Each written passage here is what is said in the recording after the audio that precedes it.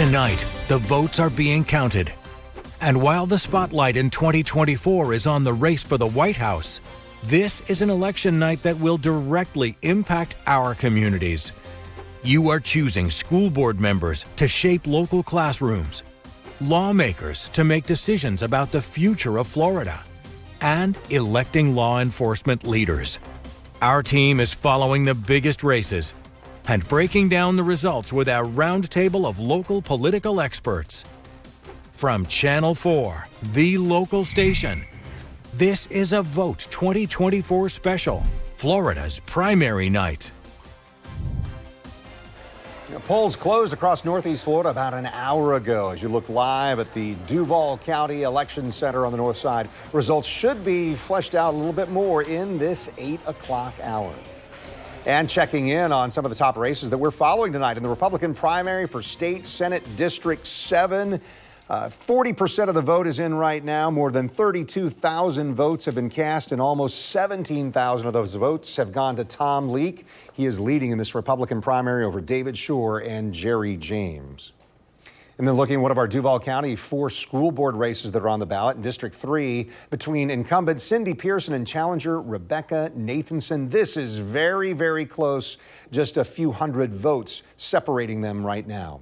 And in the Republican primary for sheriff in St. Johns County, that is a landslide so far. Rob Hardwick, with 98% of the votes already being counted, has 73% of those votes, more than 29,000 voters selecting him to return as sheriff of St. Johns County. And hello, everyone. As the night goes on, we're getting a clearer picture of who's going to be moving on to the general election in dozens of local races, or in some cases, winning the election outright to those offices. But we want to remind you, we'll be bringing you results along the bottom of your screen all throughout the night.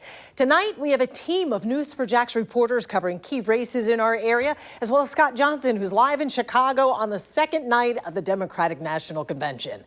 Right now, though, we want to go back to one of the races we told you about a moment ago, the Republican primary in State Senate District 7. Yeah, this is the race that's been the topic of countless political ads over the last few months. The district includes St. Johns, Flagler, and Putnam counties, and then part of Volusia County, and it's an open seat this year. The state senator, Travis Hudson, who is there, is term limited, so this is open. And Tom Leake, David Shore, they were battling it out. Jerry James also on the ballot.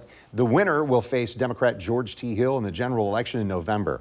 So let's go now to John Acebas for a county-by-county breakdown of tonight's primary results in the state Senate race. John, I know one of the things we're looking at is, hey, has Volusia or St. John's, are they reporting now? They weren't just a few minutes ago. Yeah, the last time we saw Flagler and Putnam counties checking in. Now we've got Volusia, Flagler, and Putnam counties. These are driving the votes. And I'm actually going to pull back out and zoom back in so we can get those total votes for what we're seeing. Tom Leake with 52% of the votes, nearly 17,000 votes.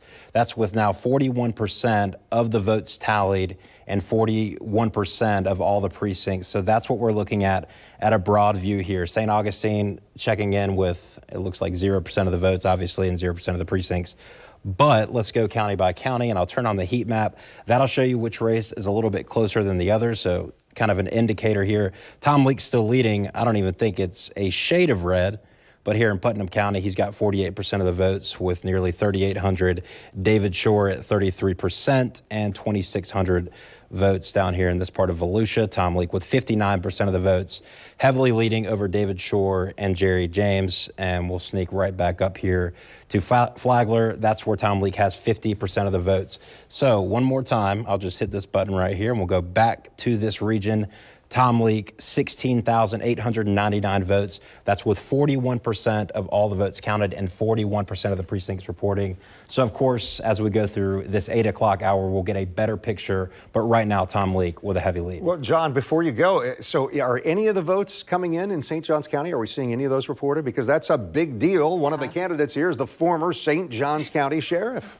Absolutely. So it's very interesting, and that's a county that the current sheriff has actually endorsed Tom Leake, but right now we're seeing 0% votes and 0% precincts reporting. It's going to be key. Right. It's going to be key. Thank you, John. Appreciate that.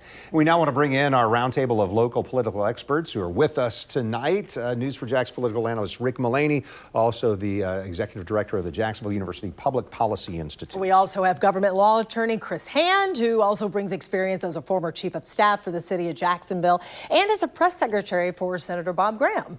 And John Newman is with us, a political contributor, a local pastor, and a man with a lot of expertise here. Our whole panel is. So let's dig into what's happening in the state primary. Chris, why don't you start? Those results, they shocking so far? I mean, how do you view this? Well, if you live in District 7 and you haven't heard anything about this race, Kent, it means you haven't watched TV, checked your mail, or checked your text messages in the last couple of months. Massive spending on this race from a variety of different interests. It's attracted national attention. Former President Donald Trump made an endorsement in this race, thought to be very closely contested, and we're still tracking it, obviously. But as of right now, State Representative Tom Leek leading this election substantially over his two opponents. We'll have to see what happens when those St. Johns County votes come in. But as of right now, it looks like he may be moving on to November. Well, Rick Mullaney, I can't help but think every time I see all of this negative ad flying back and forth, I think about Jacksonville Mayor Donna Deegan and her race against Daniel Davis. All of the negative campaigning was coming one way, and she chose not to go that route. And voters rose above that and saw past that. Is that a possibility here? Do you think maybe that might bleed into elsewhere? No. Oh. let me just say why I said that so shortly. No, and then you put a period on it. No, end of sentence. Yeah. In Senate District number 7, it has gotten attention not only in North Florida and statewide, it's gotten some national attention. It has raised over $10 million, one of the most expensive in the state of Florida and one of the most expensive in the country. Why? Well, let me get this straight. There's 40 Senate seats in the state legislature in Florida. Is this one so important? It's not. It's because it's a proxy battle. And a proxy battle, trial lawyers in particular versus the business community and insurance interests. Why? Because Tom Leek, in part, carried the water on tort reform. He's been in the state legislature for 8 years, very close to Governor DeSantis. Tort reform is a very big priority, and he was a big part of that tort reform. And so he has the endorsement of Governor DeSantis, of Rick Scott, of all the sheriffs in that area. Now, Mr. Shore, by the way, Sheriff Shore, very popular sheriff in St. Johns County. Want to see what those results are? Late, he had the endorsement of Donald Trump. And this is sort of Donald Trump, another proxy battle, Donald Trump versus Governor DeSantis. For Donald Trump in particular, he knows that Mr. Leek, when he was in the legislature, was one of 100 legislators who supported Governor DeSantis when he ran for president. When DeSantis dropped out, he then supported Donald Trump. So you have the trial lawyers concerned about tort reform versus the business community and those insurance companies. You have Ron DeSantis versus Donald Trump. Makes for some interesting coalitions here. This has less been about policy. If you take a look at their differences, for example, on gun control or marijuana or spending, they're not hugely far apart. But what you do have are some other issues, and that's why you've seen the negative. You just started this question off with how negative it's been. It has been very negative as each side has tried to define the other side as the liberal in the race. I'm the true conservative in the race.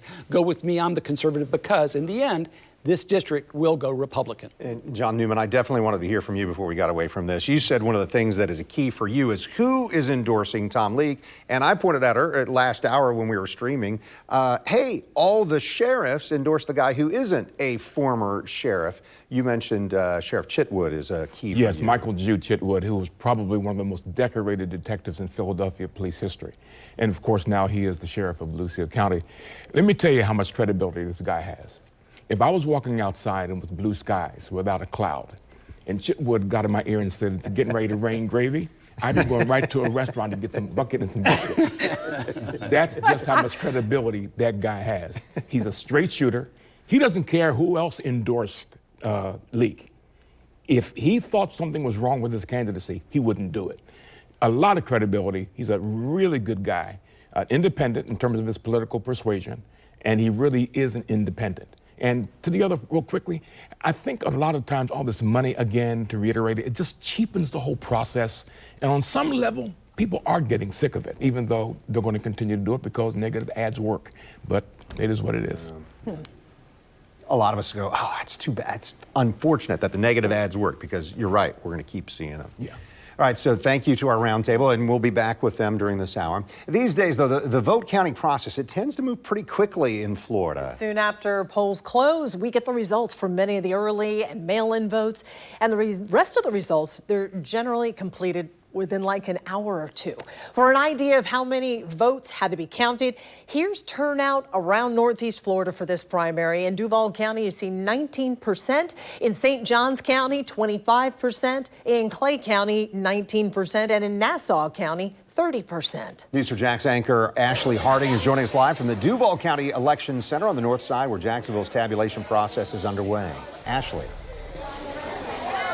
Yes, actually, we're here in the back where these trucks have pulled up, and they've got these bags, yellow bags of ballots, kind of explaining how this works. Right now, of course, is Jerry Holland, Duval County Supervisor of Elections. We're looking at an assembly line here. What's the latest right now? Well, right now we're very pleased. We've gotten all the precincts to report but one, and that one will be uploading soon. But what you've got tonight is everything at the precinct coming back so we can account for it. So if we have to do a recount, we know where all the ballots are. We can start tomorrow, whatever we have to do. Excellent. We know that there was an issue with the website. Did that slow anything down? We don't like hearing those things, do we? No, we don't. And it was a statewide issue with the vendor VR Systems out of Tallahassee. And basically what it was causing was a very slow down of us reporting on the website. On our end of accumulating the votes and bringing those, everything was fine on our end. Good. Explain to us what we're seeing right now. It's got a whole group of people here. What are they doing? What are they checking? Yeah, what they're looking for right now is as the bags come in, everything's color-coded. So the actual ballots that have been voted are in a certain bag. We want to make sure we secure those tonight for any reason to do a recount. Then also the thumb drives that captured the votes also, that's coming back. Provisional ballots are coming back in. So everything we need that's important to the election will come back in tonight. Would you say overall tonight's been pretty good?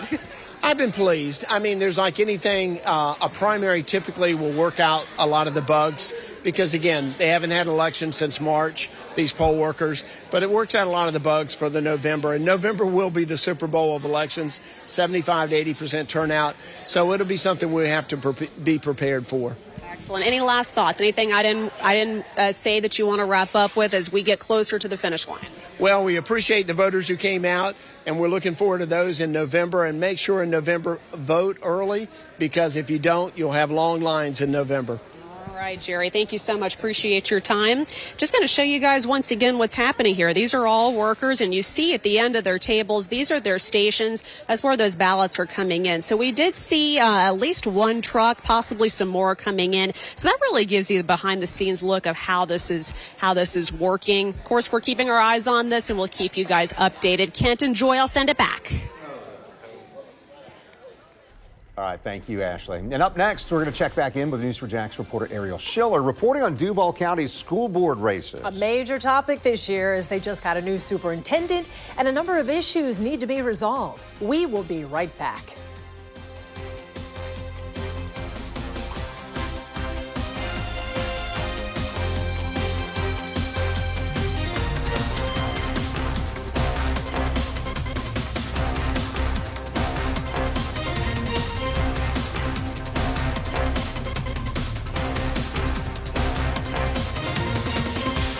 Thanks for staying with us tonight. About half of Duval County's voters faced a choice in a school board race this year. 4 of the board's 7 seats are up for election.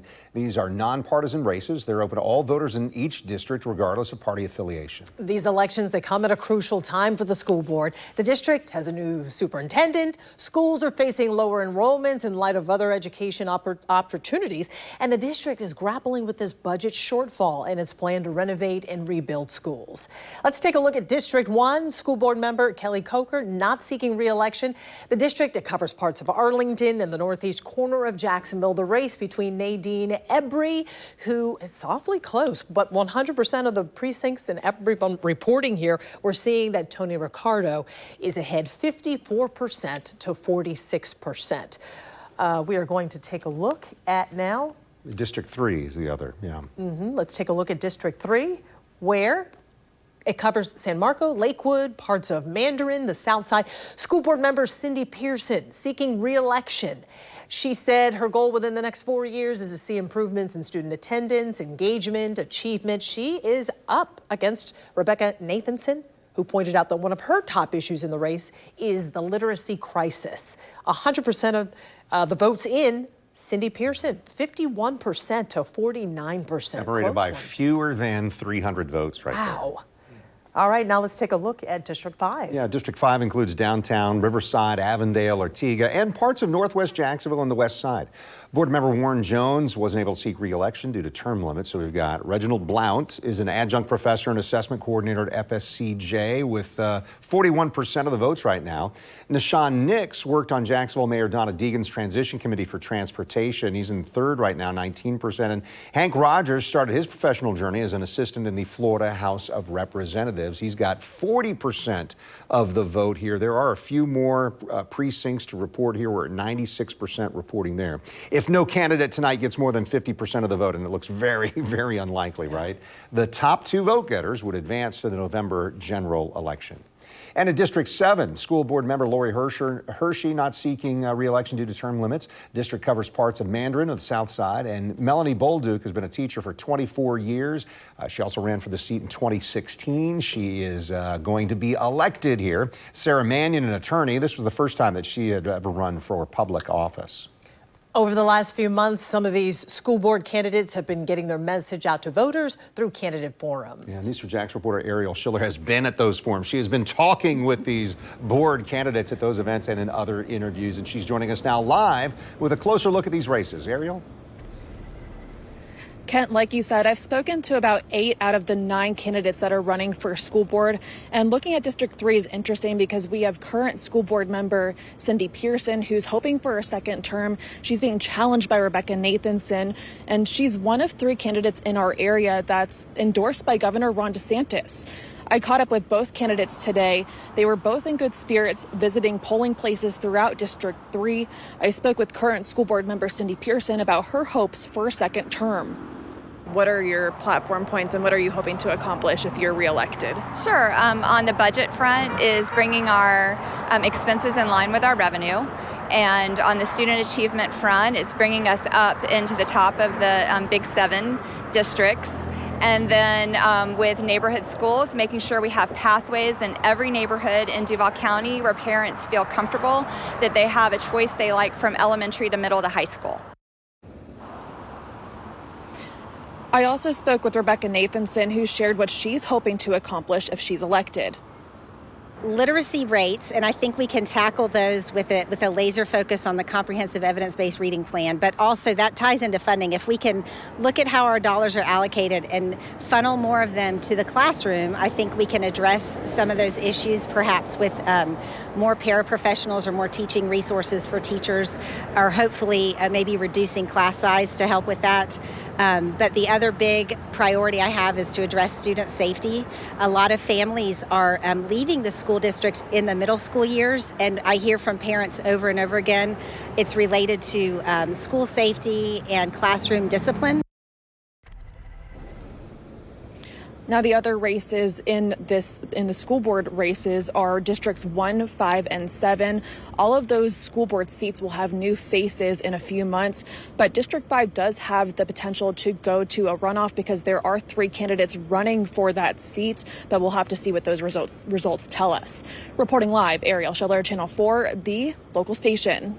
Ariel, thank you. We are turning now again to our roundtable. We're going to start with Chris Hand, who is not only one of our political experts here, but he also is a parent of a student who is in public schools in Duval County. So as a parent, what are the big issues for you? Well, I think there's a number of them, and not just a parent, but I'm a graduate of the Duval County Public Schools, and my mother was a Duval County Public School teacher for almost 4 decades. Wow. I think the school, as we talked about at different points throughout this election, this is really a pivotal time for the Duval County Public Schools. They face new leadership. Christopher Bernier is the new superintendent since July the 1st, but also a series of very tough decisions. They're facing very difficult funding challenges because of changes in state law, because of inflation and other factors. So the school system trying to figure out how they're going to grapple with those funding challenges, which have other impacts like what we've heard about the proposed facilities closure plan, the possibility that some schools kind of might have to close as a school board tries to work a funding gap. Then, of course, there's always the issues of student achievement and student attendance. So making sure all those issues go directly to the point, Joy, of making sure that our students have the support they need to succeed academically, that our teachers have the support they need to make sure students succeed. All that comes together at a very critical time for the Duval County School Board with these elections tonight, with the majority of the board at stake. John Newman, I'll pose this to you. One of our colleagues had actually asked, hey, so what really is the level of importance? What power does a school board member have when the school district still has a superintendent? Maybe you could explain the dynamics there. The school board member is really important in that leadership structure, right? The school board member is extremely important. That person is hands-on in that district, knows the pulse and the temperature of parents, ought to at least, and make a tremendous impact and difference on policy. I think it's critical, particularly as what Chris was talking about, some of the things that are facing the district and the impact of the politicization of the school district. That is hurtful, I think, ultimately this whole process, because parents really are in a quandary right now as to what to do with their children as it relates to putting them in charter school or putting them in private school. A lot of that's going into the enrollment decrease and so forth and so on. So I think it's really important that, as much as possible, that they depoliticize this in terms of the school board so they can really meet needs and not meet other folks' expectations. And we're not going to take anything away from Rick Mullaney, who, like Chris, one of your parents was an educator in Duval. You went to Duval County Public Schools as well. What do you look for? What are the key things for choosing a board member in Duval County? Well, for the board, one of the board members are going to have, and this is to their advantage, is a historic decision by Jacksonville voters to invest in public schools. Remember, not that long ago, a couple years ago, we're talking about a half-cent sales tax to invest $1.9 billion in capital improvements. Soon after that, another referendum passed by the people of Duval County, a millage increase to pay teachers better. We want to have better schools. But I want you to think about a county that is growing. It's gone from 800 to 900 to over 1 million people. And while that's been happening, our enrollment has been decreasing from 130,000 to 110,000 to now under 100,000 students in the Duval County public schools. You've seen a flight to adjacent counties, to charter schools, to private schools. This is a critical juncture for public education in Duval County. We have a new superintendent. We're going to have a number of new school board members. One of the few incumbents, the only incumbent tonight to win, won a very close race, and that is Cindy Pearson. And so these races are important, but critical decisions are going to be made with regard to public education here in Duval County. And I think we're facing historic challenges with decreased enrollment, potential consolidation, a facilities master plan that they're working on, how to spend this money. It really is an important time for public education in Duval County. All right, Rick, John, Chris, thank you. Don't go anywhere. Right. We're going to be talking more with you. I'll never live look, though, for you at the United Center in Chicago tonight as day 2 of the Democratic National Convention is underway. Yeah, coming up, we're going to check back in with Scott Johnson, who will be live from Chicago after catching up with a number of Florida delegates while he's been there.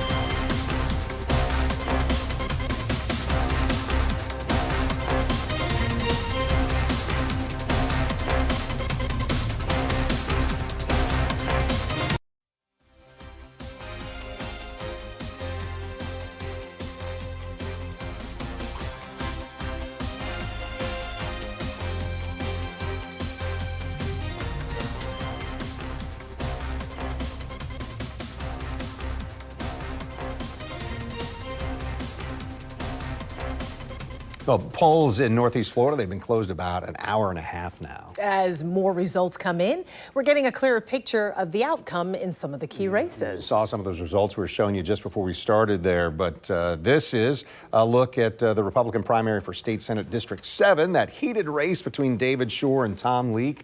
The winner here is going to be Tom Leake, it certainly looks like, but you see only 41% reporting at this point. The winner is going to face Democrat George T. Hill in the general election in November. And now looking at one of the 4 Duval County School Board seats that was on the ballot today, District 3 was the only one where a board member was seeking re-election. That was Cindy Pearson going up against Rebecca Nathanson. And Cindy Pearson is 51% of the vote to Rebecca's 49%. Now, this election cycle, every seat in the Florida House is up for election, along with half of the seats in the Florida Senate. Yeah, some of the Northeast Florida seats had primaries today, so here's a look at just a few of them. We're going to start with State Senate District 5. It lies entirely within Duval County, almost entirely within the I-295 Beltway, but also stretching west to the Cecil Commerce area. Incumbent Democrat Tracy Davis seeking re-election in District 5. She faced a primary challenger, Frankie Genti. 95% of the votes to the incumbent, and Senator Tracy Davis is going back to Tallahassee. No Republicans entered this race.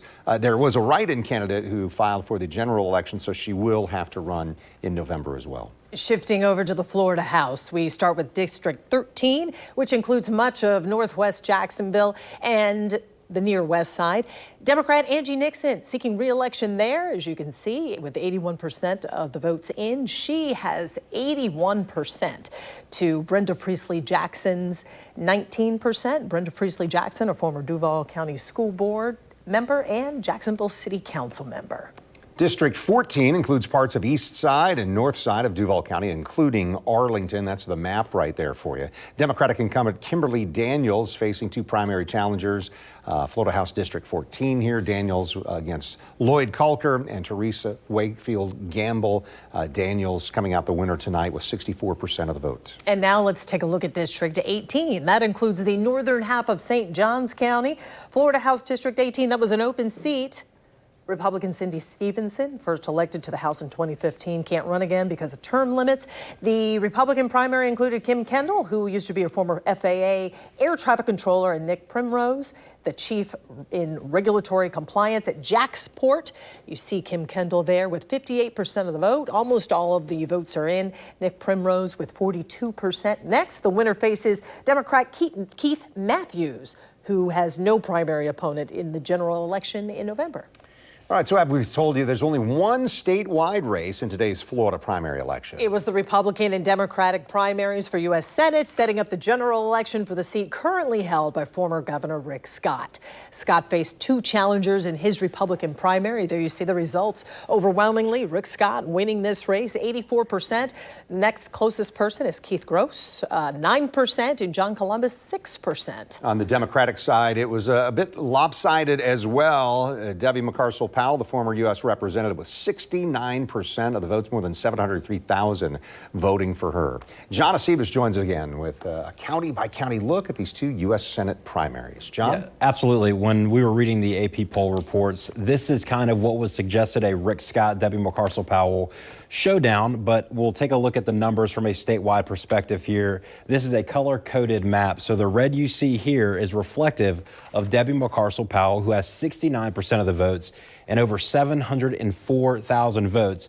I'll put on the heat map, and that heat map is going to tell you which of these races were a little bit closer, but as you see here, you'll see some of the lighter shaded red, but it's still not reflective of that being close at all. It's almost like a courtesy shade there because these races are just not close. If we're here in Gilchrist County, 58%, but what I can do, I'll take off the heat.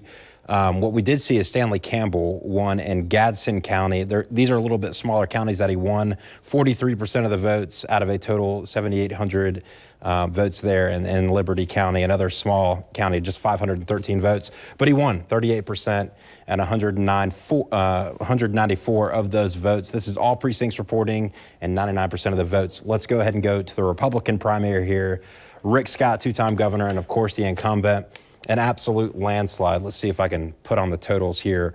1.2 million votes. The next closest, Keith Gross, 133,009% of those votes. But again, another deep red map. This is Rick Scott absolutely in a landslide here in the state of Florida. I'll put in the heat. These are light, but again, it's almost like a courtesy shade because all these are landslides. The only one we don't have, I believe, is Holmes. That's because that's in that central time zone. So we don't have any checked in votes for Holmes County. But as we expected, Rick Scott, the incumbent, winning in a landslide so far here in Florida. As the night goes on, of course, we'll have more results.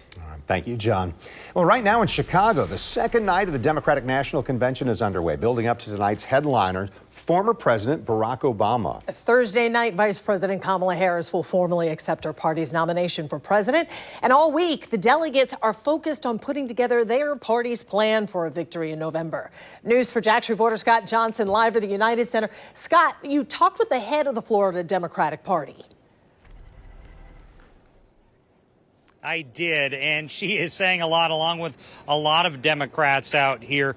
Nikki Fried is who I spoke with. She ran for governor tried to run against Governor DeSantis this last election cycle, as we covered a lot here on News4JAX. But I talked to her here at the DNC. She's been kind of leading the Florida delegation every morning, and one thing she talked about, because we were talking about this primary that you're watching right now here on News4JAX, was she was pointing to that Republican primary that we've been monitoring here for weeks, and you've seen all over the airwaves, Tom Leak, David Shore, which I brought you this story about a week and a half ago, that some people are calling it a proxy fight between Governor DeSantis, who has endorsed Leak, and former President Trump, who has endorsed Shore. And so the Democrats are kind of seizing on that. They are saying, and they're portraying themselves as a unified party right now behind Vice President Harris. They are trying to portray their opponents, the Republicans, and is maybe not as united as they are going into November. There's not. I have been saying this for years, that there is not unity between them. I mean, I have firsthand knowledge of the rifts inside of the Republican Party. You saw that on the presidential level when Ron DeSantis thought that he was going to take out Donald Trump. You saw those words exchanged. And so you're going to see that divide is also what's going to end up in a Democratic victory. We are united. We are energized. We are organized. And so that is the image Democrats are really trying to portray here, even though it has been a rough couple months. As you know, President Biden saying he will not run again weeks ago, and then Vice President Kamala Harris is elevated to the candidate in quite short order. She is nominated as a candidate. Before this event even started, here a few weeks ago, it was an online vote. She will formally accept the nomination, but you can expect on the opposite side here, Republicans will try and find any wedge they can in the Democratic coalition. We will, of course, be monitoring how that unfolds, both sides, going into November. But right now, there is a lot of politicking, as you can expect. It is that time of year. For now, we are live in Chicago at the DNC. Scott Johnson, Channel 4, the local station. All right, Scott, thanks. All right, so we want to bring our roundtable back now, and a brief setup here. The distinction that the two parties are trying to draw between each other is already something we're seeing play out in TV ads when it comes to the U.S. Senate race. Here's a portion of a campaign commercial from Rick Scott. It's not so much focused on his Senate race, but plays to the broader partisan battle. Did it. We did it, Joe. You're going to be the next president of the United States. Yep, they did it all right. Now everything is more expensive. Yeah, you didn't see them on your primary ballot there, but in November, that's going to be some of the theme that we see here. Rick, lean into this for us. What's your view? This is kind of what we expected, that we'll see Rick Scott, Debbie McCarcel-Powell, that U.S. Senate race, and it's one of the many Senate races that people will be watching across the country. They're going to be defining this very differently. What you just heard from Rick Scott is how he's going to try to define Kamala Harris, and that is inflation, and that is spending, and that I think what you're going to hear him talk about is her votes as vice president when she was presiding over the Senate were actually more consequential than her votes when she was in the Senate. And that's going to mean the American Rescue Plan and inflation and spending. I think he's going to try to define it that way. On the other hand, you can expect from the Democratic side, it's going to be about abortion. And the timing, because of the amendment, because of Amendment 4 being on the ballot, is very, very helpful. On the Democratic side, this may be more competitive, in part because of that amendment. And with Kamala Harris at the top of the ticket, that's an advantage over having Joe Biden at the top of the ticket. But the battle here will be whoever defines the issue wins the argument, is an old adage in the practice of law. Rick Scott is going to try to define her as being part of the Biden-Harris administration when it comes to inflation, immigration, crime, and energy. On the opposite side, you're going to see the argument on abortion, health care, climate change. Expect to see a clash of competing policy and political issues come November. It will be hard fought. Rick Scott is the favorite, but this could be much closer than people think. He has a track record of winning close races, but there's a lot of time between now and November. Chris Hand, so if you're an assumed shoo-in like Rick Scott was, why spend so much money campaigning? Already spent $27 million on his reelection, millions of his own money. What's the need for that? Well, because you only get elected to the Senate every 6 years, and there are a lot of new residents coming to Florida during that period of time.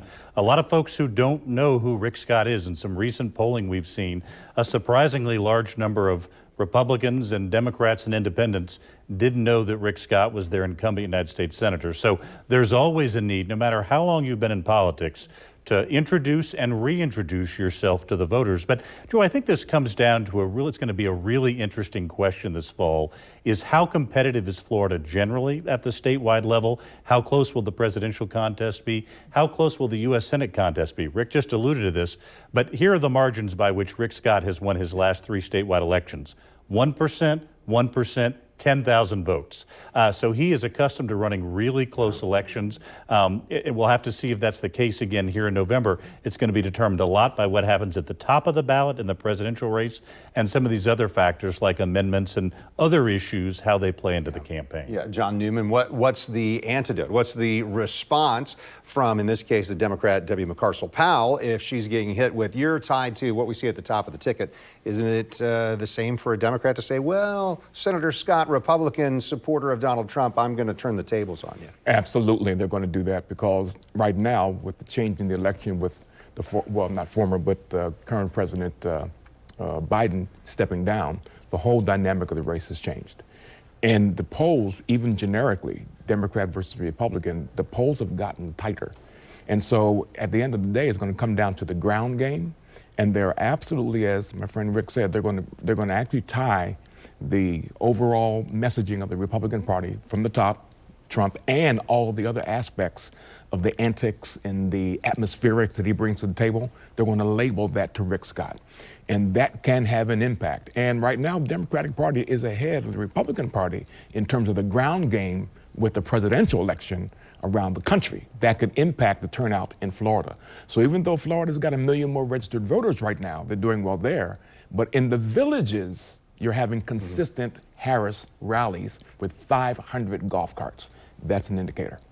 Isn't it amazing? 5 weeks ago, we were at a completely different look at what the presidential race would be and how it all filters out to the Senate races and everything else, the House of Representatives. It's really changed a lot in that time. You know, I found it interesting. Rick Scott, his commercial, targeted Kamala Harris, not his presumed opponent in November. Why? Because he knew he was going to win tonight, and he knows that November is what the contest is all about. So why not go after her now while you have the chance? You first have to win, but I think he did that ad with that in mind. He's got an eye towards November. He clearly does. All right, thank you to our roundtable. We'll be visiting with you some more here before we get done with our special coverage of election. All right, you didn't see them on the ballot for the primary, but in November there are some major amendments in Florida that will be voted on. Still ahead, a conversation with our panelists on the legalization regarding topics like marijuana and abortion access.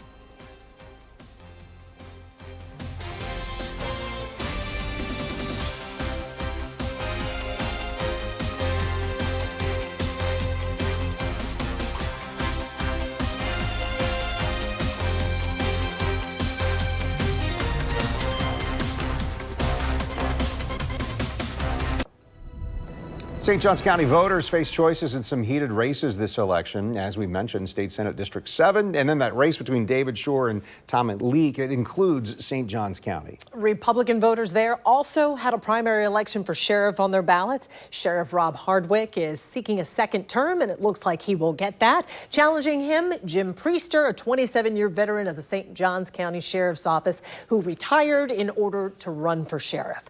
News4JAX reporter Janice Harris joining us now from the watch party for Sheriff Hardwick. Janice?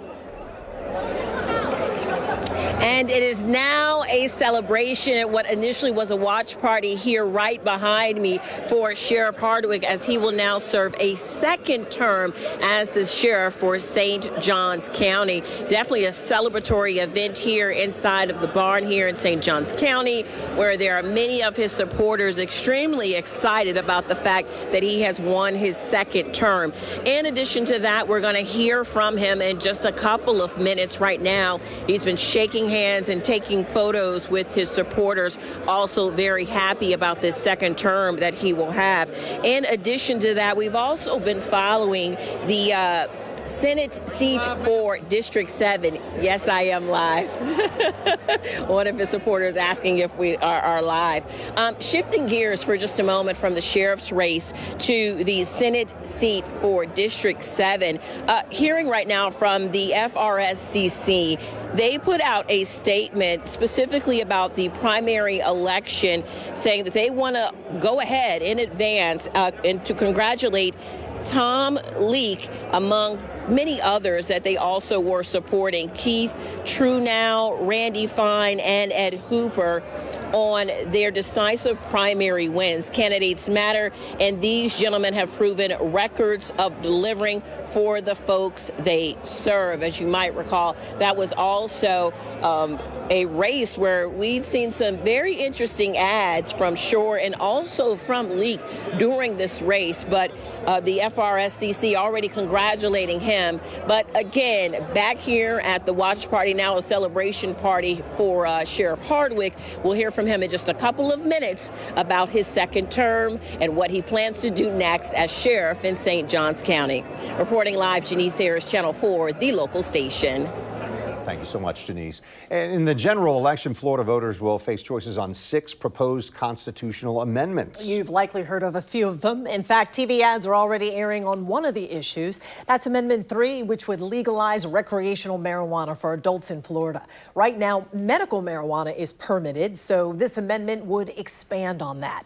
Amendment 4 deals with the issue of abortion. If that passes, it would block any law from prohibiting, delaying, restricting abortion before viability, or when necessary to protect the patient's health as determined by the patient's healthcare provider. Another amendment getting attention, Amendment 1, which deals with school board elections. We've been talking about that tonight. If it passes, starting in 2026, board members would be elected with partisan elections. Right now, those races are designated nonpartisan. Yeah, bringing our roundtable back here. John Newman, what do you think is the most consequential, or what do you think about these amendments being on the ballot? A reminder, they have to pass with 60% of the voters saying yes. I would think that in order of the amendments, that 1 is probably 3.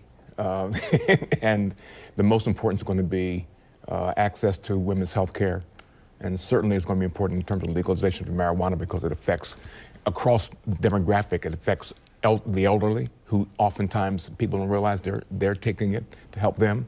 But also recreationally, that it's going to pass, because I think that's where the body politic is. But at the end of the day, I think it's going to be that access to women's health care on the ballot. That's going to be the biggest one.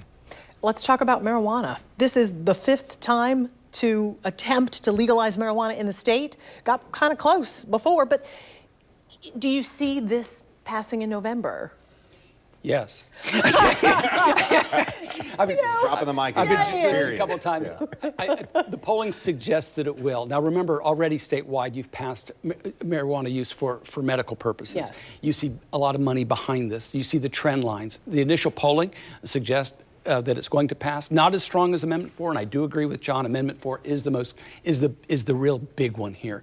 That Amendment 4 could have consequences beyond simply that issue alone, by the way, which is a significant issue. Potential impact on the presidential race. Earlier, we were talking about the U.S. Senate race. What does it do in terms of turnout? What does it do in terms of your base? All of that tends to be advantage on the Democratic side.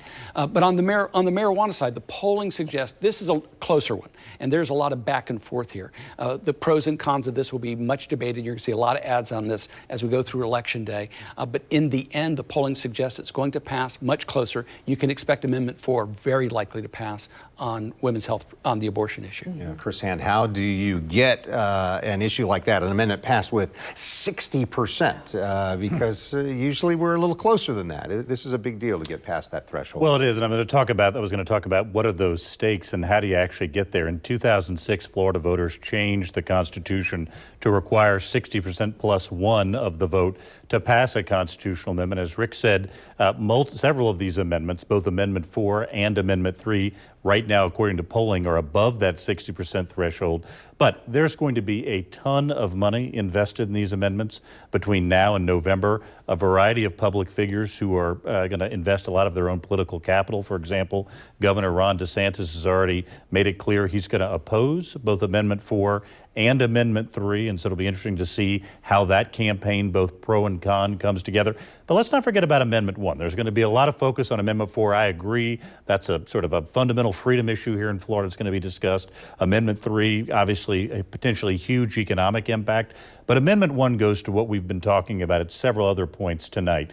The issue of whether or not we politicize school boards. It seems like we're already there. Well, it does, but this would really, Joy, this would be the final kind of unmasking of that process. And it's interesting, as we talked about this a little bit earlier, but it was in 1998 that Florida voters made it very clear they wanted school board races to be nonpartisan. This would be a reversal of that previous decision if it were to pass, but that also requires 60% plus one. I think that amendment far less likely to get the majority approval it needs than Amendment 3 or Amendment 4. Thank you, Chris. Thank you to our roundtable. Yes. Well, it has now been nearly 2 hours since polls have closed. Stick with us. We are going to take a little break here.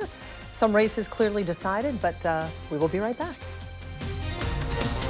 All right, primary election night. Thanks for watching us on our special here. It's now been, 2 hours since the polls closed, almost, in Northeast Florida. Some races really clearly have been decided. Still some very close ones out there. In the closely watched Republican primary for State Senate District 7, Tom Leek has been declared the winner over David Shore and Jerry James. 93% of the votes in. Tom Leek with 47% of the vote over David Shore's 27%.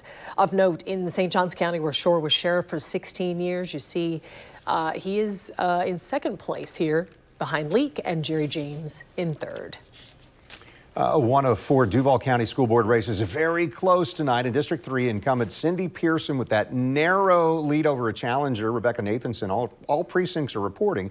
But the Duval County Supervisor of Elections website shows there are about 800 mail-in ballots countywide that still need to be counted. So we don't know how many of them could potentially include this particular race. For the District 7 Senate seat, covering St. Johns, Putnam, Flagler, and northern Volusia counties, Jerry James, Tom Leek, David Shore, all Republican. You've likely seen all the ads on TV, the highly talked about race. Due to term limits, the incumbent, State Senator Travis Hudson, not seeking re-election in District 7. So now, between Tom Leek and David Shore, the one endorsed by former President Donald Trump, Leek endorsed by a whole host of Florida sheriffs. The winner faces Democrat George Anthony T. Hill, the second in the general election in November. And for showing you those results just a moment ago, looks pretty clear that Tom Leek's going to come out with the majority of more votes than the other 2 candidates there. So with our roundtable tonight, let's just start and we'll go clockwise here. Rick Mullaney, tell us what your final thoughts are here, Florida primary night in 2024. Well, I don't think there are a whole lot of surprises in the primary. What it points to is a historic November is looming. The balance of power in the House, for example, is looming, and Florida in 2022 played a critical role in that going on the Republican side. And Governor DeSantis played a critical role in 2022 in Florida going red. So now look to November in the House. The same in the Senate. Remember, the Republicans have an advantage on that map, the balance of power in the Senate, with 23 of the 33 votes in which Democrats are the incumbent. But tonight is setting up a big match for November. And in Florida, as we talked about earlier, 3 big amendments on the ballot for Floridians. One question is going to be what potential impact might they have beyond just the amendments? And that means House races, Senate races, the presidential race. Get ready for a historic November and a very consequential election in November. And John Newman, I know in the beginning, before we even started tonight, you were curious about some of the state House races. Anything else now that those votes are in? What are you thinking about? I think it turned out the way that it was expected to, as far as those House races in 13 and 14. They turned out that way. But also, I think, to my friend Rick, what he just said, I think to borrow from Malcolm Gladwell, we're at a tipping point in terms of where we are in terms of the election season coming up. I think all the money that's being poured in by the proxies, I think that cheapens the process. And I'm concerned as we go forward that we don't actually make it so much worse than it really has to be. Chris Hand, you get a final word here. Your final thoughts as we wrap up our coverage of the Florida primary tonight. Well, Ken and Joy, we've talked a lot about what did happen tonight, and let's talk a little about what didn't happen. And here in Duval County, 80% of voters actually didn't go to the polls and cast a ballot. And we've seen that low turnout really throughout Florida. There are some counties that are even lower than Duval County was tonight. Just think of how impactful this election was. Essentially, a majority of the Duval County School Board was determined, seats for the Florida House and the Florida Senate, important judgeships. There was a lot at stake on this ballot in Duval County and ballots around the state. I think we've got to do better in the future in terms of turnout and figure out kind of what different levels of government and the citizenry itself can do to help make sure people come out. And of course, there's a very soon chance to improve those numbers. That's on November 5th when we'll go to the polls and vote for a variety of races, including the next president of the United States. It's coming very soon, right? Doesn't that always seem like the struggle, though, is to get people interested, to get them out and vote? And it's almost like we've made it so easy with mail-in ballots. The only thing we haven't done is electronically, where you can just go on your phone and just type in your vote. But, you know, how do you do that? But it shows that there's something else going on because it's so easy to do. Why aren't they doing it? I think it's because of the impact of the deterioration of our body politic because of how money is being used in politics. Our roundtable, always love talking with you. And tell you what, make your reservation November 5th. Be back with us. You guys busy? I'm making my plans to have this kind of conversation with you again. Thank you so much. And thank you so much for joining us for our special coverage tonight of Florida's primary election. We will have another look at the biggest races ahead of the 10 o'clock news. And you can find results anytime on news4jax.com. So in the meantime, we will see you at 10 o'clock.